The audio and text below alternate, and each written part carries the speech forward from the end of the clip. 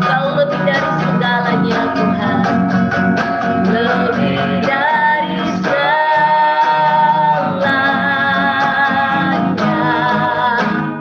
Ingin Kau Tuhan, amin. Mas perak dan permata tiada arti. Ku ingin lebih dekat, ku ingin lebih dekat, bersekutu denganmu. Jadikan hamba setia kepadamu. Katakan, pandang dia dengan kasih, lebih dari segalanya, lebih dari segalanya.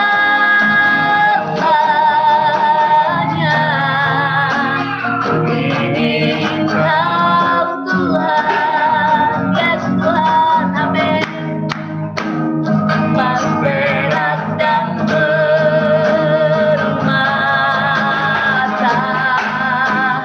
tiada artinya. Ku ingin lebih, ku ingin lebih dekat, bersekutu denganmu. Jadikan ku hamba setia kepadamu.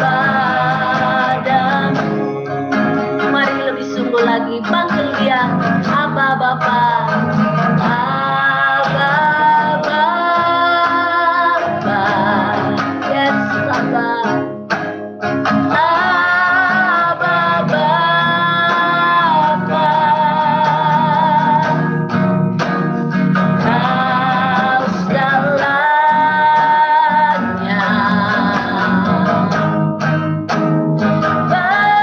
bagiku, naikkan syukur, naikkan syukur padamu dengan segenap hatiku. Aba Bapa, yes, mengasihimu, sebab Kau lebih dari segalanya Tuhan, lebih dari segalanya.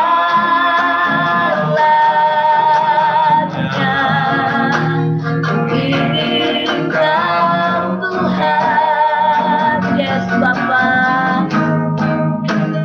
Mas perak dan permata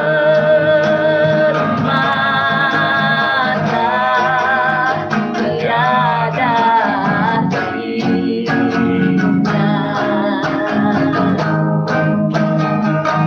Ingin lebih dekat, bersekutu denganmu. Jadikan ku hamba setia kepadamu. Jadikan ku hamba-Mu, jadikan ku hamba setia kepadamu. Jadikan ku hamba berkenan kepadamu Bapa. Jadikan ku hamba berkenan kepadamu.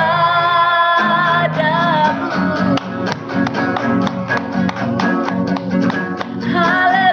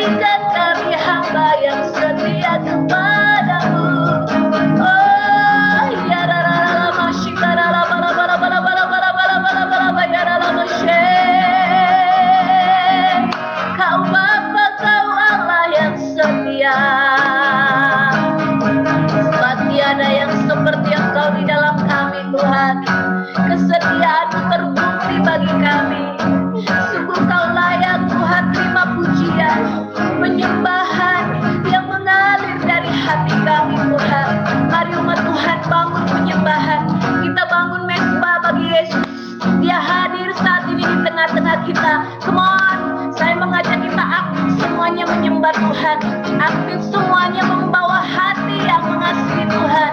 Dia mengasihi dan Dia Allah yang sungguh merindukan kita saat pagi hari ini.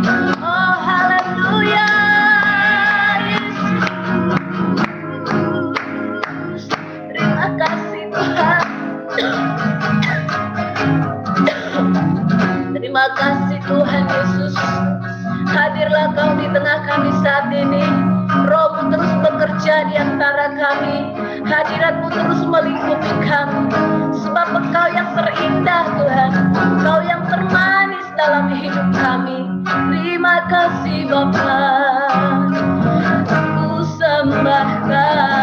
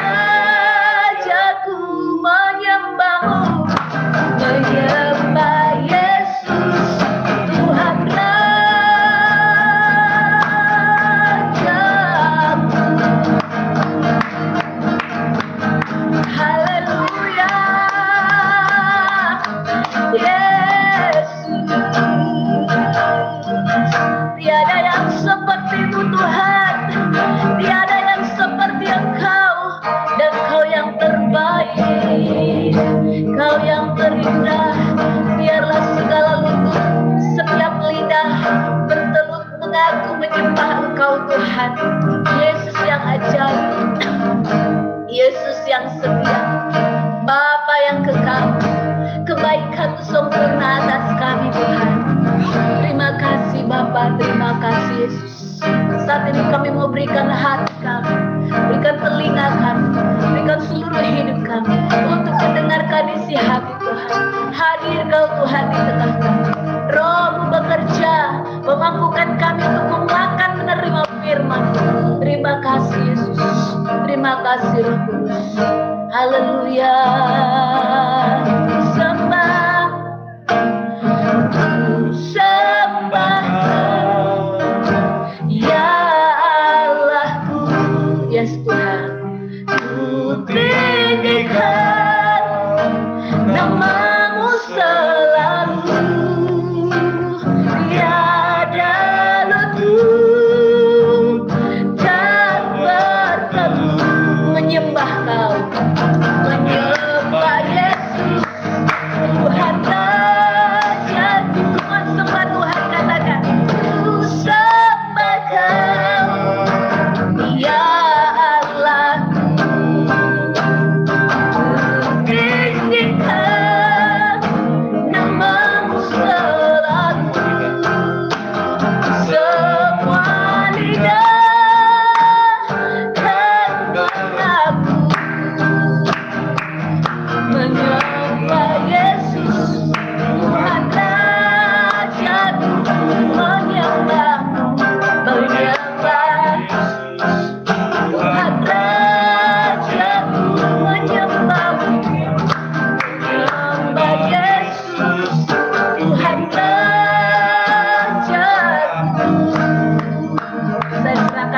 bersama Tuhan yang melayani.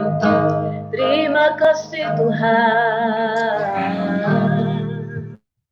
Terima kasih Tuhan, kami percaya pujian ini Tuhan menjadi kehidupan kami Tuhan. Kami menyembah Tuhan, tiada yang lain Tuhan dalam kehidupan ini.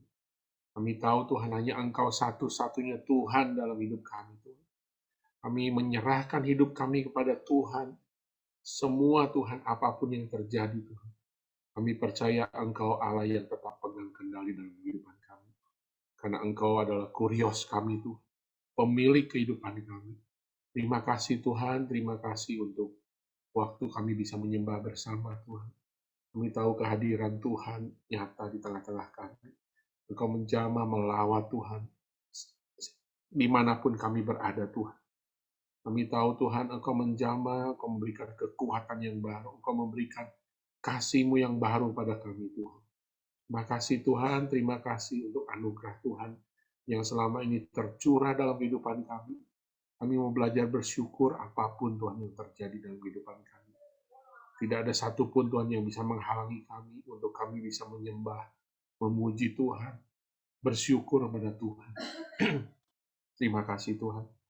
Tuhan, sebentar kami akan menyiapkan hati kami untuk Engkau berbicara Tuhan, sampaikan apa yang menjadi isi hati Tuhan buat setiap kami, supaya kami, kehidupan kami, perjalanan kami dibekali dengan kebenaran firman Tuhan. Terima kasih Tuhan, kami siap Tuhan. Dalam nama Yesus kami berdoa. Amin. Amin. Langsung aja Om Nico. Ya, terima kasih. Selamat pagi teman-teman semua, jemaat HOC dan juga jemaat-jemaat yang lain yang nimbrung hari ini. Ya, terima kasih untuk kesempatan bisa melayani. Ini pertama kali saya melayani di HOC. Ya bersyukur ya dalam keadaan seperti kondisi seperti ini kita masih bisa bersekutu bersama-sama dan itu semua anugerah Tuhan. Tuhan berikan kesehatan. Saya baru sembuh dari Omikron ini dan di sini juga ada Kodiki yang masih terpapar, masih isolasi. Juga ada teman-teman lain mungkin yang sudah pernah sakit juga, tapi mengalami kesembuhan. Saya percaya kesembuhan yang Tuhan berikan sempurna. Oke Pak, pagi ini saya Om Rico bilang nanti sampaikan tentang keluarga. Saya bilang nanti saya dapetin apa. Saya pengen share sebenarnya pagi ini tuh tentang keuangan. Ya. Kenapa saya pengen share tentang keuangan? Karena saya melihat banyak orang percaya. Mereka hidup sungguh-sungguh sama Tuhan, bahkan melayani Tuhan, tapi di satu sisi dalam kehidupan keuangannya babak belur. Ya. Dalam arti di sini saya nggak bicara bahwa orang yang ikut Tuhan, percaya Tuhan itu hidupnya kaya raya. Saya nggak bicara itu. Tapi kebenaran firman Tuhan tentang keuangan itu tidak dihidupi dalam kehidupan banyak orang percaya. Sehingga mereka akhirnya ikut Tuhan, tapi dia tidak merasakan apa yang menjadi janji Tuhan, menghidupi tentang kehidupan keuangan yang sehat, diberkati Tuhan, diberkati ini nggak harus kaya, untuk menjadi diberkati tidak harus kaya. Tapi ada sebuah menikmati kehidupan yang Tuhan berikan, ya khususnya dalam hal keuangan. Nah, saya akan mulai dengan ini, bahwa semua aspek dalam kehidupan kita itu harus ditentukan oleh prinsip dan nilai kebenaran. Artinya apa? Semua apa yang kita kerjakan dalam kehidupan ini harus punya dasar kebenaran. Ya. Sebagai pijakan untuk Tuhan bekerja dalam kehidupan kita.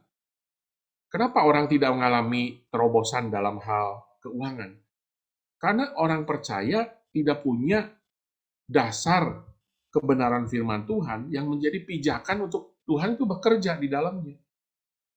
Jadi prinsipnya Tuhan itu bekerja selama di situ ada kebenaran yang menjadi dasar untuk Tuhan itu bisa masuk dalam kehidupan kita. Nah ini sebuah prinsip yang kita harus pegang sama-sama, nggak hanya di dalam area keuangan aja.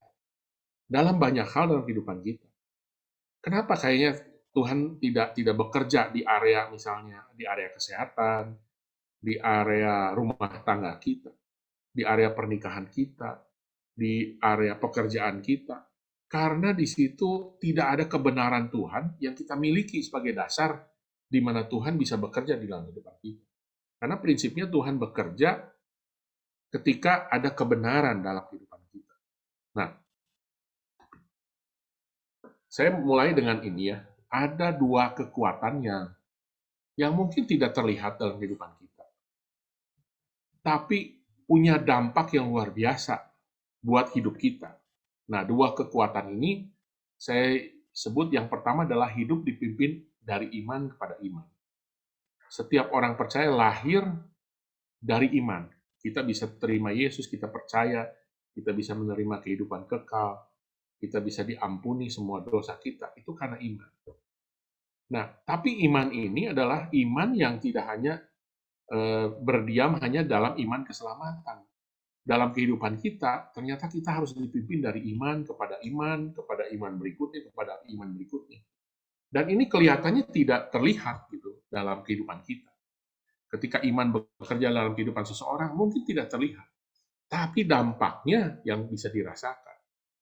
Iman itu bicara soal firman yang kita dapat secara pribadi, yaitu firman rema, tapi yang dilakukan melalui ketaatan dalam kehidupan kita. Semakin banyak kita dengar firman, belum tentu kita hidup dipimpin oleh iman.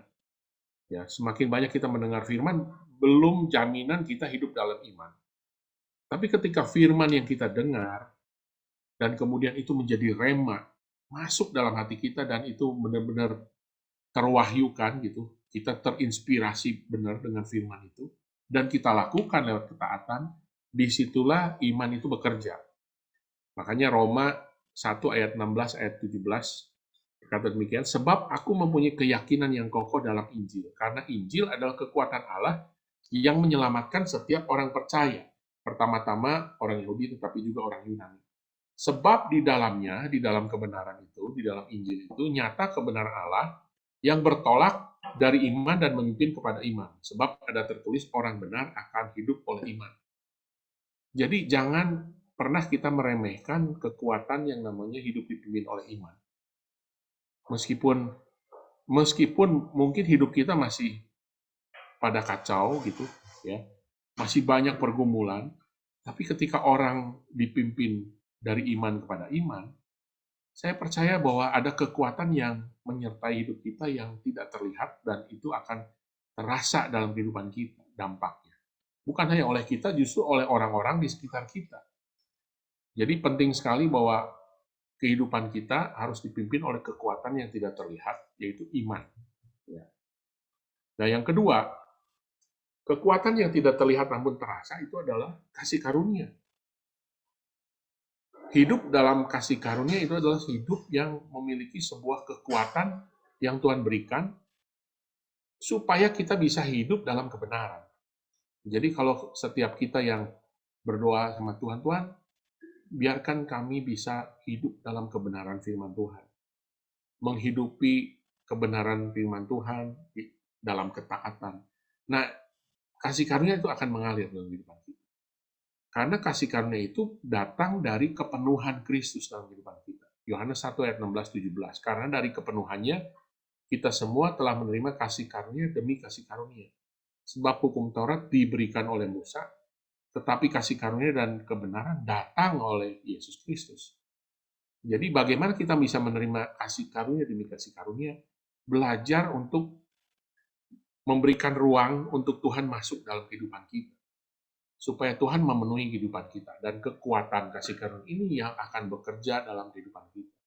Nah, kenapa saya mulai dengan dua ini? Karena dalam area keuangan, itu kekuatan ini juga bekerja. Kekuatan hidup dipimpin oleh iman, karena ketaatan kepada kebenaran, dan juga hidup yang dipimpin oleh kasih karunia. Di mana ketika kita mulai berdoa sama Tuhan, bekerjalah dalam pekerjaanku, dalam bisnisku, dalam apapun yang kita kerjakan. Ketika kita berdoa menyerahkan untuk membuka Tuhan masuk, memenuhi kehidupan kita, saya percaya kasih karunia itu akan bersama-sama datang. Karena ketika Yesus memenuhi kehidupan kita, kasih karunia dan kebenaran juga akan datang. Dan kekuatan ini yang kita perlukan dalam menjalani kehidupan untuk kita bisa mengalami kebenaran firman Tuhan dalam hal keuangan dan dalam hal yang lain. Nah, khusus ada hal yang kita harus ketahui bahwa kita di hidup ini dipengaruhi oleh yang namanya hukum universal, yaitu hukum tabur tuai. Ya. Dan hukum tabur tuai ini berlaku untuk siapa saja. Buat orang percaya iya, buat orang yang nggak percaya Tuhan juga berlaku, dan berlaku untuk hal apapun dalam kehidupan ini. Kejadian 8 ayat 22 berkata, selama bumi masih ada, tak akan berhenti-henti musim menabur dan menuai, dingin dan panas, kemarau dan hujan, siang dan malam. Jadi hukum tabur tuai ini selama bumi masih ada, hukum ini masih bekerja. Jadi jangan dianggap bahwa saya tidak terpengaruh oleh hukum tabur tuai. Siapapun yang masih ada di bumi, ya kecuali kita sudah pulang ke rumah Bapa, selama masih ada di bumi, kita masih dipengaruhi oleh hukum yang namanya hukum tabur tuai. Dan 2 Korintus 9 ayat 6 dikatakan, camkanlah ini, orang yang menabur sedikit akan menuai sedikit, dan orang yang menabur banyak akan menuai banyak. Ternyata hukumnya adalah berapa banyak yang kita tabur, segitu juga yang kita akan tuai. Apa yang kita tabur, itu pula yang akan kita tuai. Semakin banyak kita tabur, semakin banyak kita tuai. Ini adalah hukum universal. Nah, dalam hal keuangan ini sangat-sangat berlaku. Ya.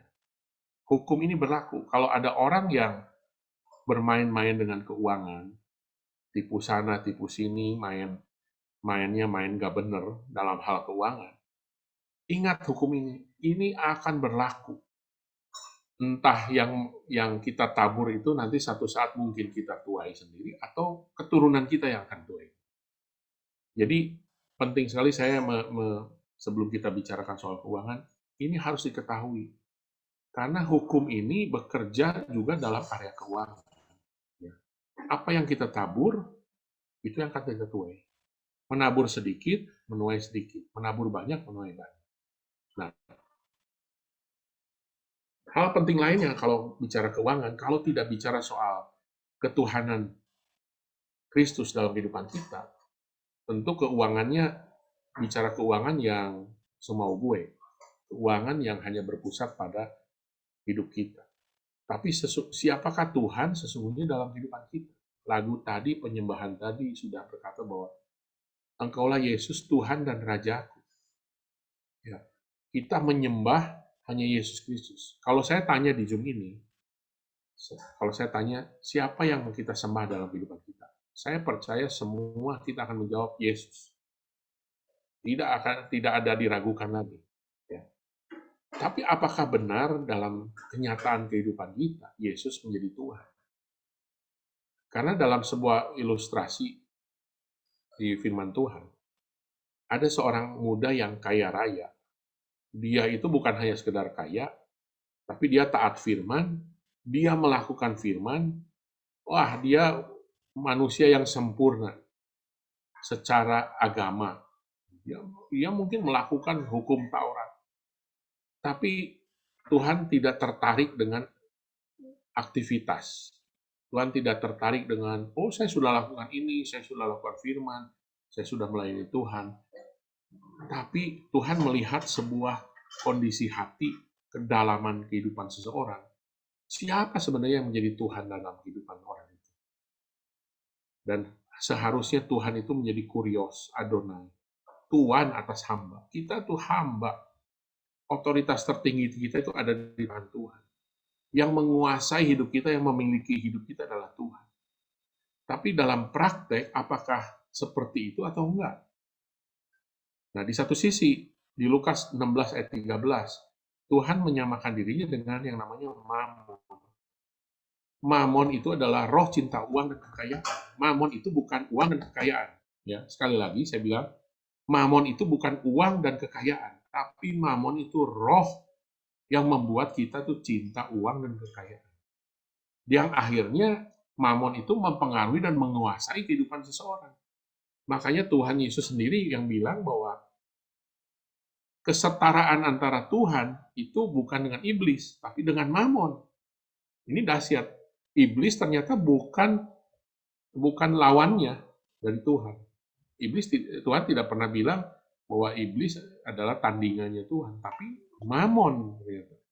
Nah, apa yang menjadi ciri seseorang dikuasai Mamon? Roh cinta uang. Yang pertama, semua hal dalam hidup diukur dengan uang. Buat orang dunia ini cengli, ini wajar.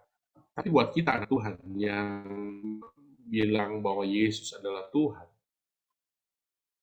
kalau kita semua hal diukur dengan uang, berarti ada mamon dalam hidup kita. Ada roh cinta uang. Keputusan-keputusan yang kita ambil, apakah selalu didasarkan pada untung rugi dari hal keuangan? Oh, kalau saya ambil pekerjaan ini, kayaknya ini lebih menguntungkan nih, karena gajinya lebih gede daripada apa yang saya kerjakan sekarang. Jadi, diambillah keputusan dia pindah kerja. Hanya karena ukuran uang. Sedangkan kita tadi bilang bahwa Yesus itu adalah Tuhan. Tapi kita nggak pernah tanya sama Tuhan. Tuhan, apakah pekerjaannya saya ambil dan pekerjaannya yang sekarang saya lepaskan atau enggak? Kadang-kadang memang Tuhan bisa bilang, ya udah, kamu tinggalkan pekerjaan sekarang, pergi ke tempat yang baru. Tapi nggak selalu seperti itu. Ukurannya ketika tempat yang baru itu bahkan jauh lebih kecil pendapatnya dari apa yang sekarang kita kerjakan, apakah kita mau belajar taat untuk mengambil keputusan untuk keluar? Ya, hubungan-hubungan.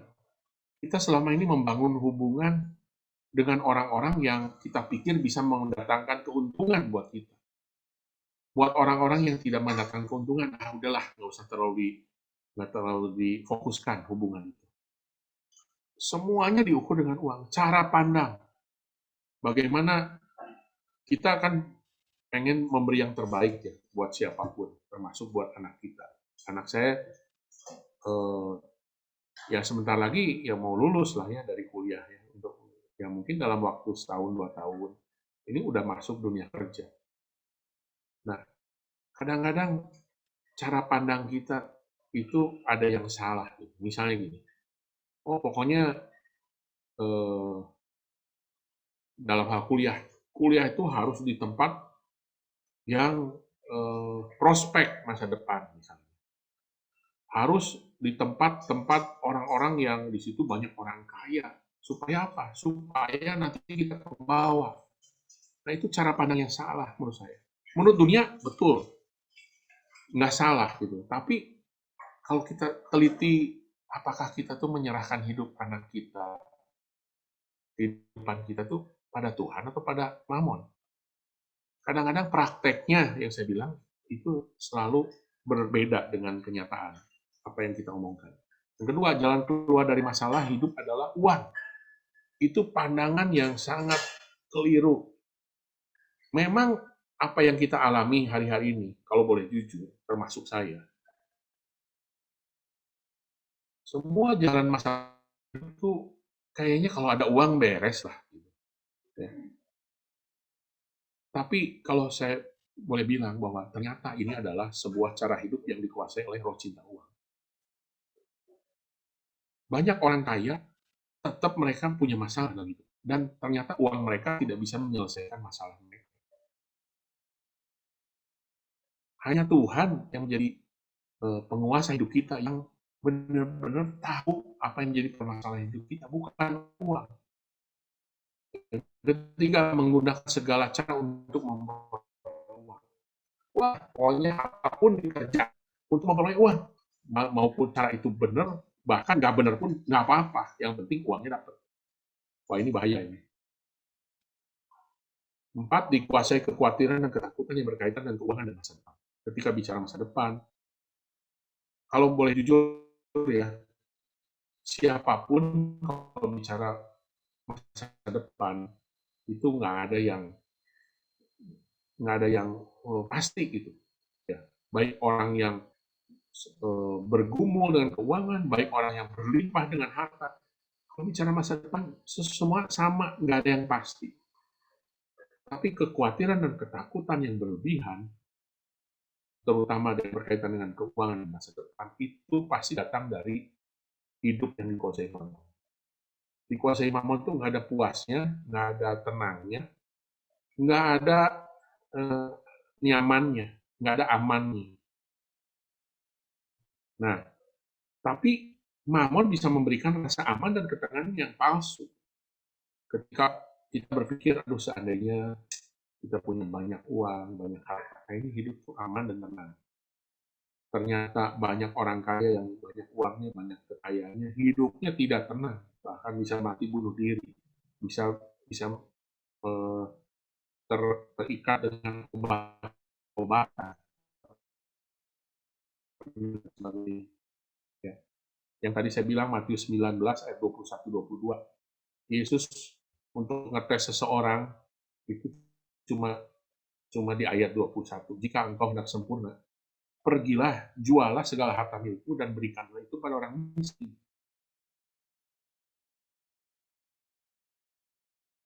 Mendengar perkataan itu, pergilah ia dengan sedih sebab banyak hartanya. Ternyata apa yang kita lakukan, oh kita sudah lakukan ini. Ternyata tidak menjamin bahwa kita itu menjadi pengikut Kristus. Tapi ketika Tuhan bilang, jual hartamu, bagikan buat orang miskin, disitulah ketahuan hatinya itu milik siapa. Ya. Ada 3 hal secara cepat saya mau bagikan. Bagaimana kita hidup dalam prinsip keuangan yang benar. Ya. Yang pertama adalah prinsip menerima. Setiap kita diberikan kemampuan untuk menghasilkan kekayaan. Setiap kita, siapapun kita. Sebab itu adalah sebuah tanda kepercayaan dalam kehidupan kita. Jadi, Tuhan yang kasih kemampuan untuk kita memperoleh kekayaan, ya, keuangan, penghasilan, pekerjaan, bisnis. Itu tanda kepercayaan. Nah, kalau yang namanya tanda kepercayaan, berarti orang dikasih kepercayaan yang sama. Ada orang-orang yang diberikan kepercayaan, ya dia hanya mampu menghasilkan keuangan ya satu apa hanya satu gelas. Ada yang dikasih kepercayaan bisa 3 gelas, bisa 5 gelas, bisa 10 gelas, ada yang bisa 10 galon, bahkan ada yang sampai tangki-tangkian gitu kalau bicara soal kapasitas. Dan itu nggak usah pusing kita, nggak usah pusing, yang penting bahwa Tuhan kasih kita kepercayaan. Dan biarlah kita boleh bisa dipercaya oleh Tuhan. Dan tanda kita bisa dipercaya oleh Tuhan adalah kita bisa bertanggung jawab.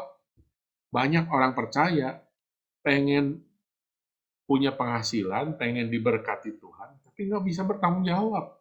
Ya, bangun siang, ya, dikasih kerjaan, nggak tanggung jawab.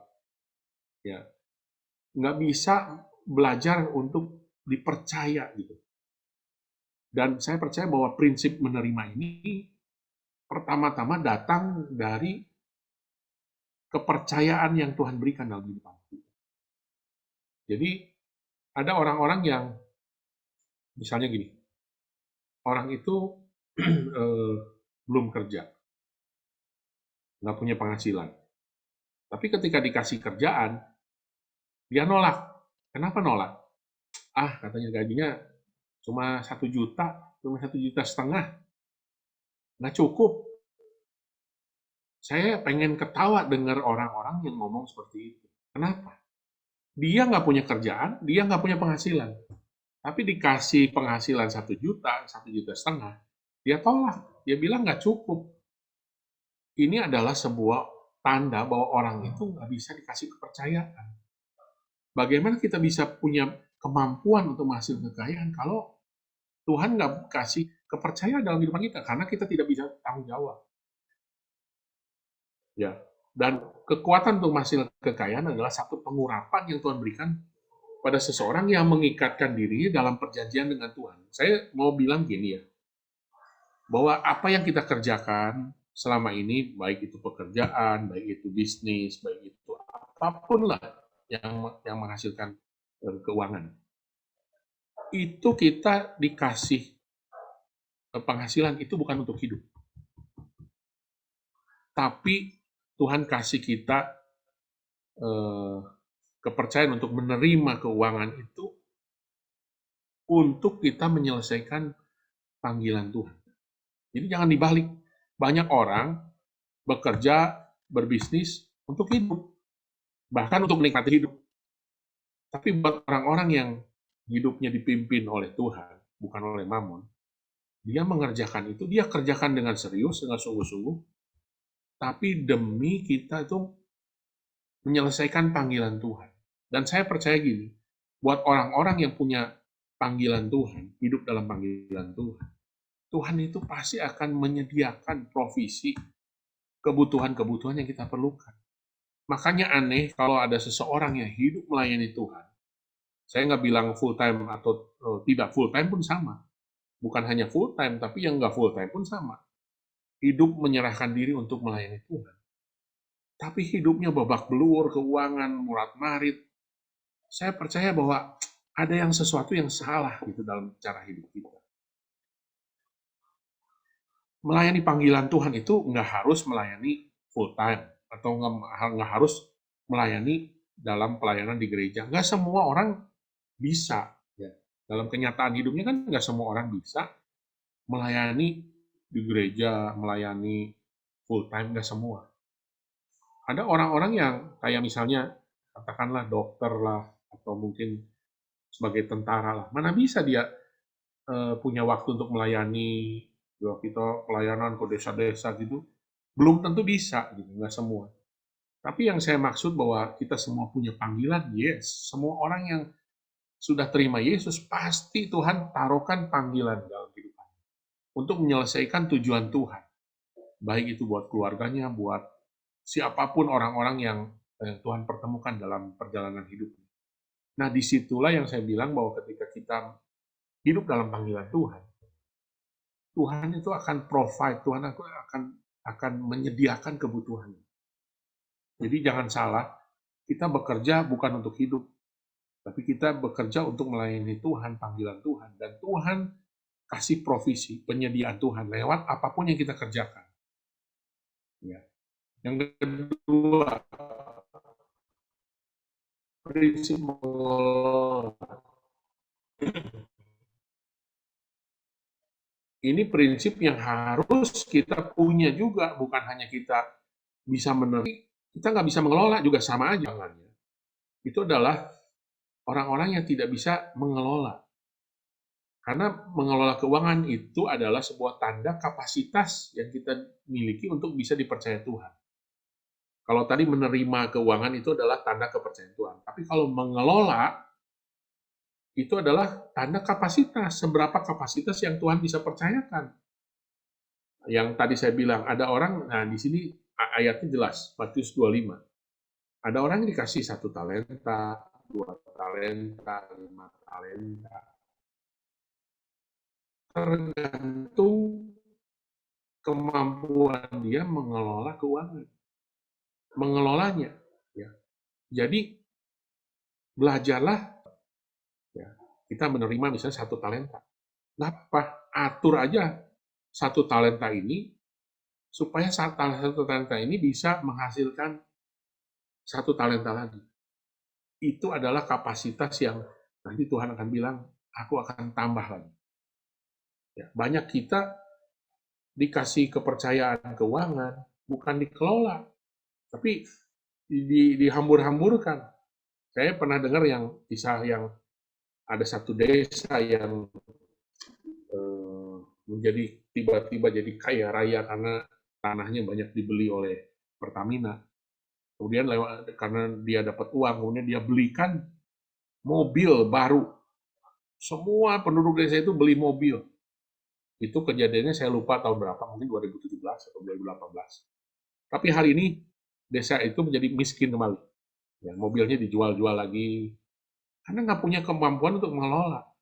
Dia pikir hanya dengan cukup dapat uang, wah dia bisa lakukan segalanya. Ternyata kalau tidak dikelola dalam kehidupan ini, itu artinya kita tidak bisa dipercaya untuk memiliki kapasitas yang lebih.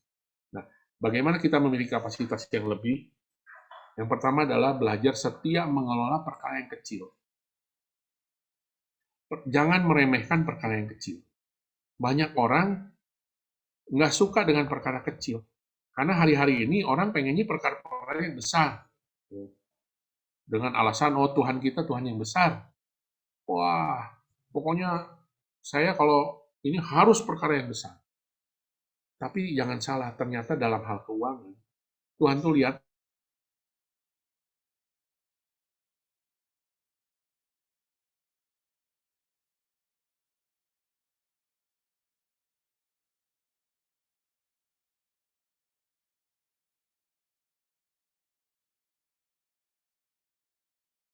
tapi buat orang-orang yang setia mengelola perkara kecil, 1 juta itu dia bisa kelola. Dia bisa belajar untuk punya kapasitas, diberi kepercayaan besar, dan dia akan mengelola 1 juta itu sehingga akhirnya 1 juta itu bisa mungkin dalam 1 bulan bisa menjadi 2 juta, mungkin dalam 1 bulan bisa menjadi 3 juta. Itu tergantung kesetiaan kita mengelola perkara yang kecil. Hari-hari ini kalau orang pengen dibantu, pengennya, wah buat modal, perlunya minimal 100 juta kok. Kalau 1 juta tuh kayaknya, saya bilang bahwa orang-orang tersebut tidak pernah bisa setia dalam mengelola perkara yang kecil. Semua yang ada di tangan kita hari ini, harusnya itu berasal dari hal-hal yang kecil, yang kita setia mengelola, kemudian Tuhan kasih pertumbuhan. Nah, yang kedua, kejujuran dan integritas. Itu adalah kualitas hidup kita untuk mengelola keuangan yang kita miliki. Siapapun kita hari ini, berapapun keuangan yang kita kelola, buat kualitas yang harus lahir buat orang-orang yang mau dipercaya oleh Tuhan. Kalau kita nggak bisa jujur dari hal yang kecil, bagaimana Tuhan bisa percayakan apa yang Dia mau berikan buat kehidupan kita? Yang ketiga, mengelola kekayaan orang lain adalah secara mengalami perluasan kapasitas keuangan yang Tuhan akan percayakan. Sesuatu yang bukan milik kita. Tapi kita mengelolanya tuh, udahlah, ini kan punya orang lain ini. Mau rugi ya rugi, mau hancur ya hancur. Orang-orang yang punya mental seperti itu nggak bisa dipercaya untuk dikelola harta atau keuangan yang Tuhan akan berikan buat kita. Jadi jangan meremehkan, hari ini kok saya mah cuma kerja, saya mah cuma mengelola perusahaan orang lain. Saya hanya mengelola apa yang dipercayakan orang pada saya. Justru dari situlah Tuhan akan bekerja. Belajar tanggung jawab mengelola kekayaan orang lain sama seperti itu menjadi milik kita. Dan dari prinsip mengelola ini saya percaya Tuhan akan perbesar terus kapasitas untuk kita bisa kelola. Ya. Yang terakhir, prinsip memberi. Prinsip memberi adalah sebuah tanda orang hidup dalam aliran kasih karunia. Jadi, memberi itu bukan milik orang yang punya banyak uang. Memberi itu bukan milik orang yang, sudah nanti kalau saya sudah berlimpah-limpah, saya bisa memberi. Ternyata memberi adalah tanda seorang hidup dalam aliran kasih karunia. Ketika kasih karunia datang dalam kehidupan kita, ya, yang tadi saya bilang kekuatan yang tidak terlihat namun terasa dampaknya, khususnya di area keuangan. Saya percaya orang-orang yang mengalami kasih karunia di area keuangan itu, dan gaya hidup orang diberkati adalah memberi. Gaya hidup orang diberkati bukan pamer kekayaan, bukan pasang-pasang status di IG, saya sudah beli motor baru, saya sudah beli rumah baru, mobil baru. Gaya orang hidup diberkati adalah memang memberi. Ketika kita tidak suka memberi, berarti kita tidak hidup diberkati Tuhan. Udah jelas.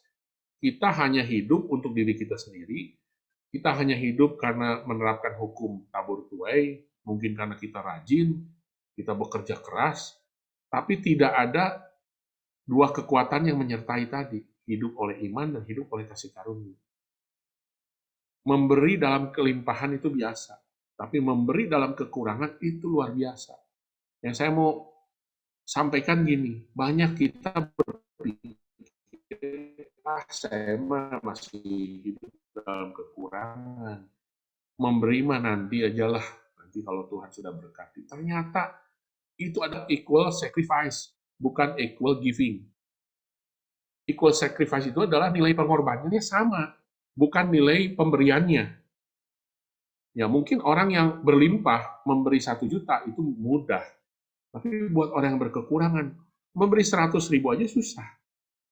Tapi itu adalah sebuah sacrifice. Kehidupan kita, baik kita ada di atas maupun di bawah, yang namanya memberi itu gaya hidup. Ya, nggak ada lagi istilah, saya mah nggak usah memberi karena saya lagi kekurangan. Justru memberi itu adalah menabur benih, yang satu saat benih itu akan berlipat kali ganda.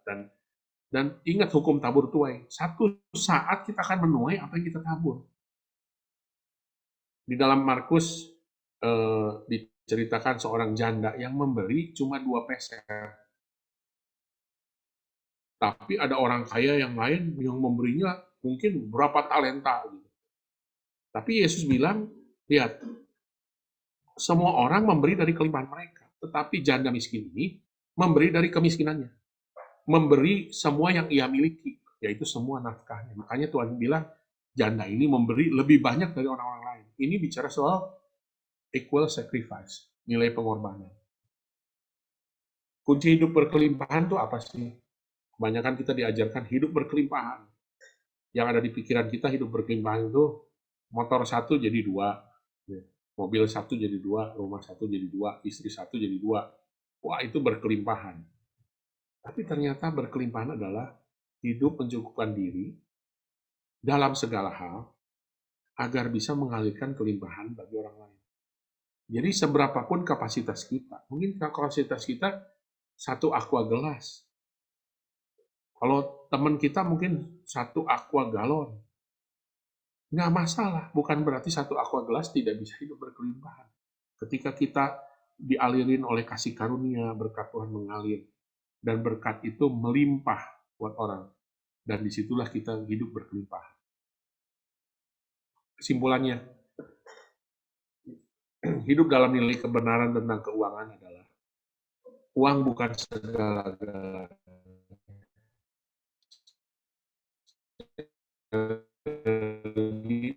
Uang bukan segala, Tuhan itu cukup bagi kita. Belajar untuk men-shift prioritas hidup. Kalau selama ini kita, tapi bukan itu prioritas kita untuk memperoleh Tuhan.